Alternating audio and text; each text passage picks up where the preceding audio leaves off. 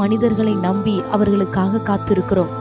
ஆனால் நம்மை உண்டாக்கினவரும் தாயின் கருவிலே நம்மை முன்குறித்து இதுவரை நடத்துகிறதுமான தேவனுடைய பாதத்திலே காத்திருக்க தவறி விடுகிறோம். அவருடைய பாதத்தில் உனக்கு இளைப்பாறுதல் உண்டு சகோதரி. தேவனுடைய பாதத்தில் உனக்கு சமாதானம் உண்டு. உன் கண்ணீரை துடைக்கிற ஸ்தலம் அவருடைய பாதம் மாத்திரமே என்பதை மறந்து போகாதே. கானானிய ஊர் ஸ்ரீ தன் மகளிடத்திலிருந்து அசுத்த ஆவி நீங்கும்படியாய் கர்த்தருடைய பாதத்திலே காத்திருந்தால் விடுதலையை பெற்றுக்கொண்டாள். ஜெப ஆலய தலைவனாகிய யவீரு என்பவன் தன் 12 வயதான மகளுக்கு வியாதி சொஸ்தமாக வேண்டுமென்று தேவனுடைய பாதத்தில் காத்திருந்தான். பரிபூரண சுகத்தை பெற்றுக்கொண்டான்.